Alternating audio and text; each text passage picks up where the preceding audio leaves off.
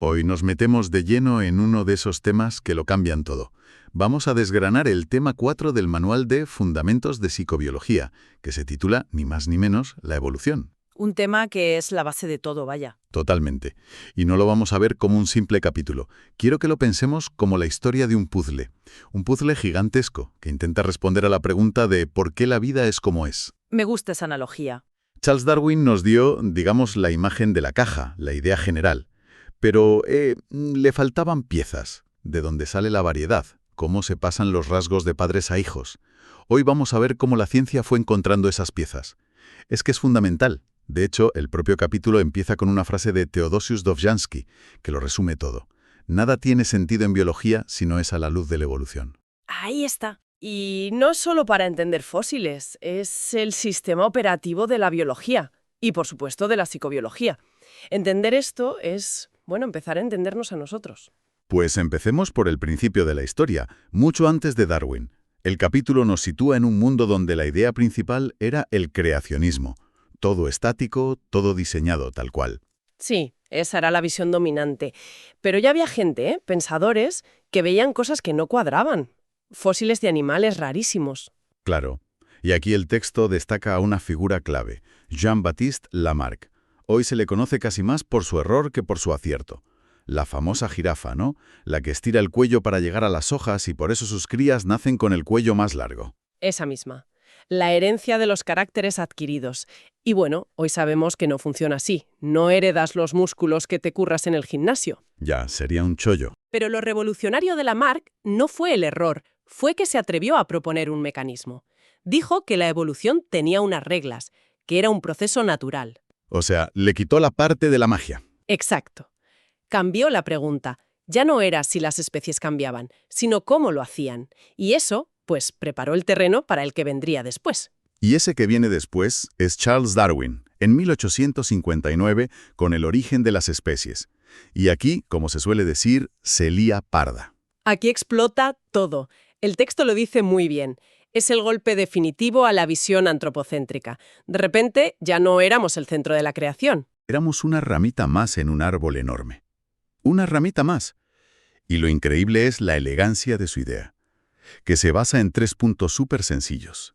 El primero, variabilidad, que no hay dos individuos exactamente iguales. Eso es. Segundo pilar, herencia.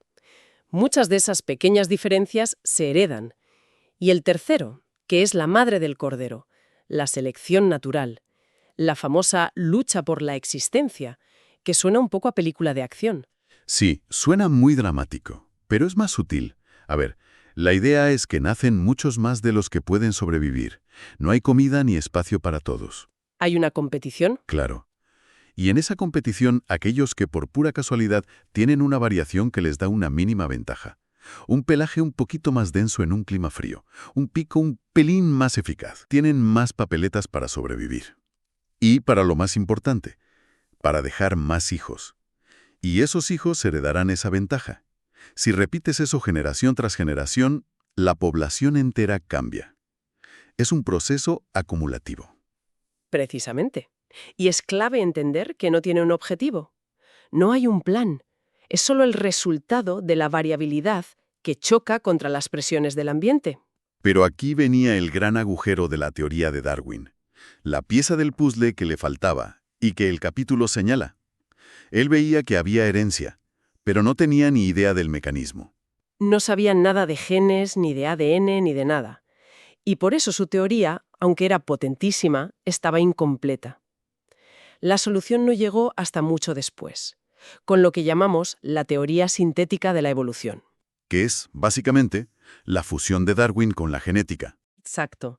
La genética de Mendel, que se redescubrió a principios del siglo XX, y luego la genética de poblaciones. Ahí es cuando todas las piezas del puzzle por fin encajaron. Claro, porque la evolución a gran escala, la que veía Darwin, es el resultado de algo que pasa a nivel microscópico, en los genes de una población. Y para entender eso, los biólogos tuvieron que cambiar el chip. Dejaron de ser solo naturalistas y se convirtieron casi en contables de genes. Ahí es donde entra la genética de poblaciones. Sí, es un cambio de perspectiva total.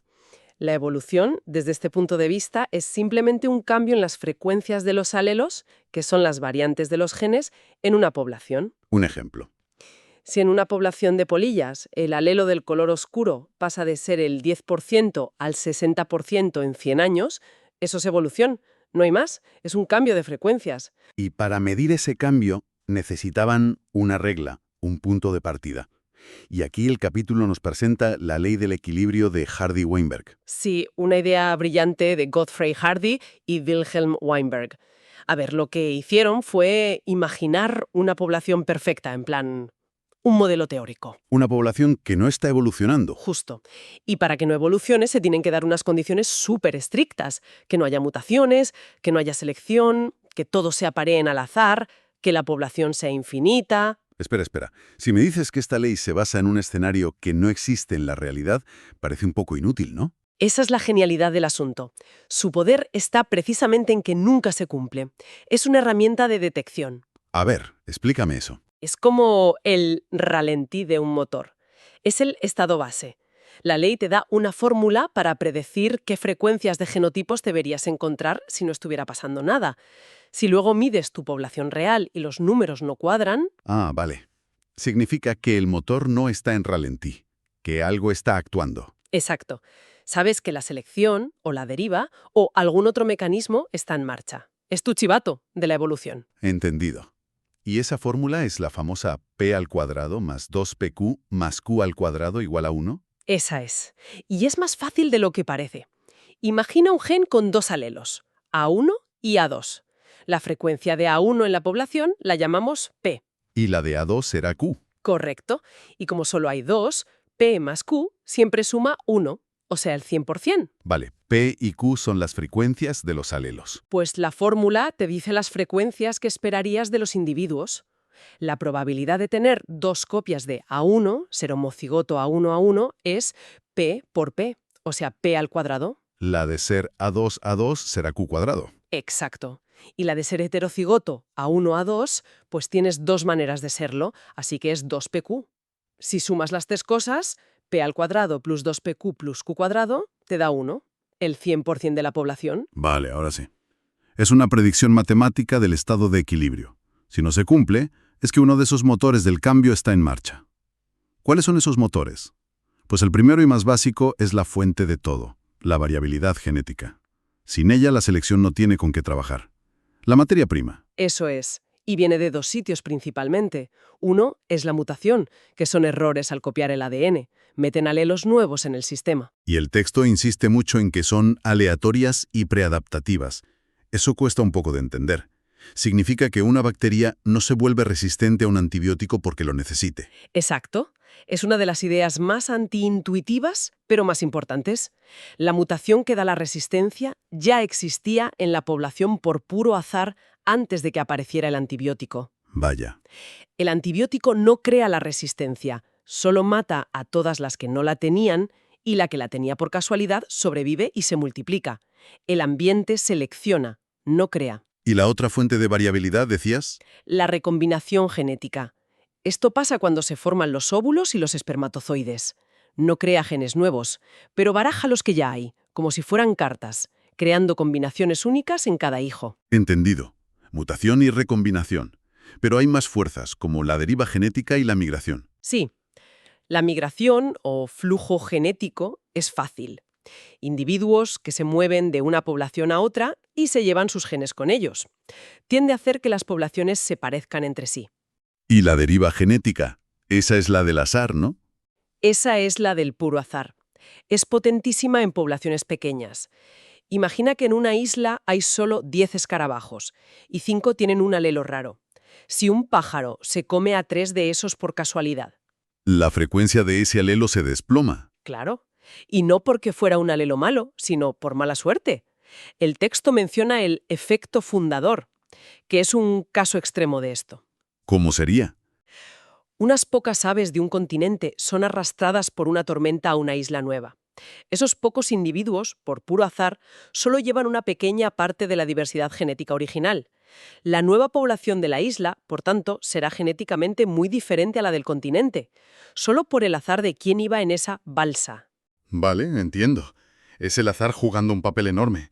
Y con esto volvemos a la selección natural, que a diferencia de la deriva, de azarosa no tiene nada.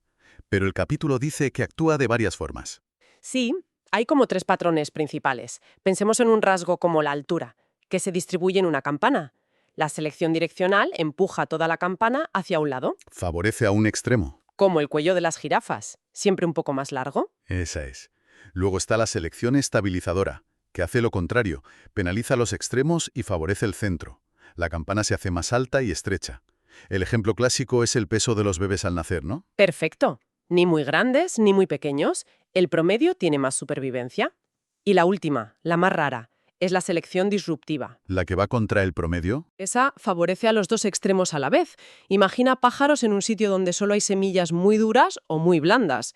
Los picos muy fuertes y los muy finos irán bien, pero los intermedios, mal. Y eso puede llegar a partir la población en dos. Justo. Y eso nos lleva directamente a la consecuencia final de todo este proceso, la especiación, la creación de nuevas especies, que es cuando ya se ha acumulado tanto cambio que 2 grupos ya no pueden reproducirse entre sí. Se ha creado una barrera reproductiva.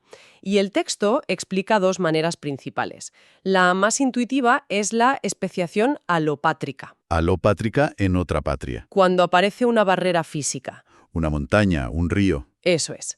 Divide una población en 2. Y a partir de ahí, cada una va a su bola. Acumulan sus propias mutaciones, la deriva les afecta de forma distinta y con el tiempo son tan diferentes que si se volvieran a juntar ya no serían compatibles. Son 2 especies nuevas. Exacto.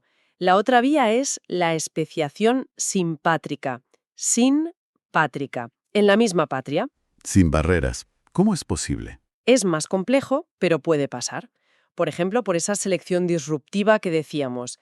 Si un grupo de insectos se especializa en los manzanos y otro en los cerezos del mismo huerto, con el tiempo dejarán de cruzarse. Aunque vivan al lado. Claro, ese aislamiento ecológico puede ser suficiente para que acaben divergiendo hasta ser especies distintas. Así que, resumiendo, hemos montado el puzzle. Empezamos con las intuiciones de Lamarck, llegamos al marco general de Darwin y luego la genética del